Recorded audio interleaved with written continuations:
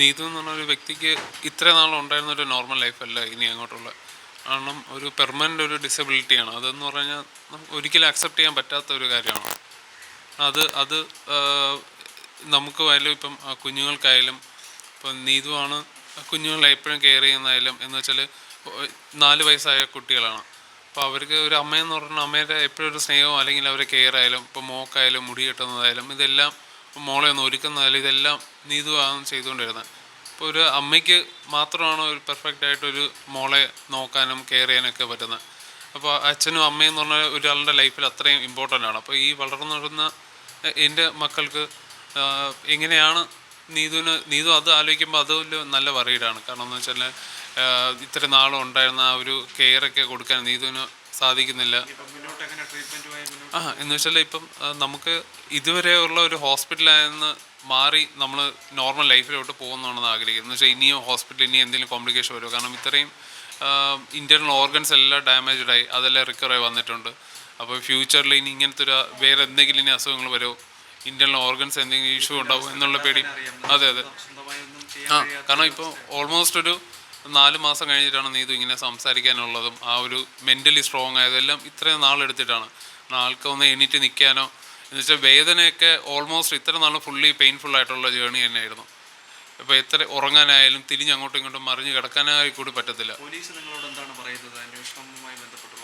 ഇപ്പം റീസെൻ്റ്ലി ഒരു 1 മന്തായിട്ട് ഒരു അപ്ഡേറ്റ് ഒന്നും നമുക്ക് കിട്ടിയിട്ടില്ല.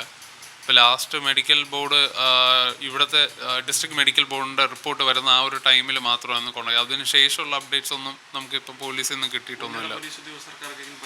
പരാതി കമ്മീഷണർക്ക് പരാതി കൊടുത്തിട്ടുണ്ട്. അപ്പോൾ കമ്മീഷണർ അച്ഛൻ പോയി പരാതി കൊടുത്തിട്ടുണ്ട്. അപ്പോൾ അവിടുന്ന് ലെറ്റർ DMO ഓഫീസിലോട്ട് പോയിട്ടുണ്ട്. അപ്പോൾ അതിന് എന്താണ് മറുപടി എന്നുള്ളതൊന്നും ഇതുവരെ കിട്ടിയിട്ടില്ല. നമ്മൾ ഇടയ്ക്കിടയ്ക്ക് അത് ചെക്ക് ചെയ്യാറുണ്ടായിരുന്നു. കാരണം ഫസ്റ്റ് ന്യൂസിൽ വന്ന ടൈമിൽ തന്നെ ലൈസൻസ് ക്യാൻസലാക്കി എന്ന് പറഞ്ഞ ന്യൂസ് വന്നതിന് ശേഷം ആരും അറിയാതെ രഹസ്യമായിട്ട് ആ ഹോസ്പിറ്റലിൽ വർക്കിംഗ് തന്നെയായിരുന്നു.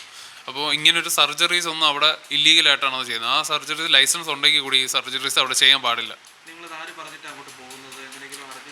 നമ്മൾ ഈ ക്ലിനിക്കിൻ്റെത് സോഷ്യൽ മീഡിയയിൽ കണ്ടിട്ടാണ്. കാരണം അത് പിന്നെ സോഷ്യൽ മീഡിയയെക്കാട്ടി അതിൽ അന്വേഷിക്കാൻ കാരണം എന്ന് വെച്ചാൽ ഇത് നിയർ ബൈ ആണ്. ഓഫീസിൽ പോകുന്നതിന് കഴക്കൂട്ടത്ത് പോകുന്ന മെയിൻ റോഡ് സൈഡിൽ തന്നെയാണ്, നിയർ ബൈ സൈഡാണ്. അപ്പോൾ നമ്മൾ അങ്ങോട്ട് പോയ വഴിക്ക് ആ ഹോസ്പിറ്റലിൽ കണ്ട ജസ്റ്റ് ഒരു ടൈം വൈഫ് കോൾ ചെയ്തതാണ്.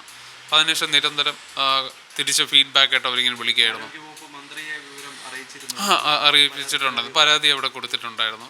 അവിടെ ഫസ്റ്റ് പരാതി കൊടുത്തെന്ന് അവിടുന്നാണ് DMO ഓഫീസിലോട്ട് അവർ പോയത്. ഇപ്പോൾ റീസെൻ്റ്ലി ഉള്ള അപ്ഡേറ്റ് എന്ന് പറഞ്ഞാൽ 21 സ്റ്റേറ്റ് മെഡിക്കൽ ബോർഡ് കൂടുന്നുണ്ട്. അപ്പോൾ അതിൻ്റെ അപ്ഡേറ്റിനാണ് നമ്മൾ വെയിറ്റ് ചെയ്യുന്നത്. ഏറ്റവും പുതിയ വാർത്തകളും വിശേഷങ്ങളും വിരൽ തുമ്പിലറിയാൻ Zee മലയാളം ന്യൂസ് എല്ലാ ഡിജിറ്റൽ പ്ലാറ്റ്ഫോമുകളിലും ലഭ്യം.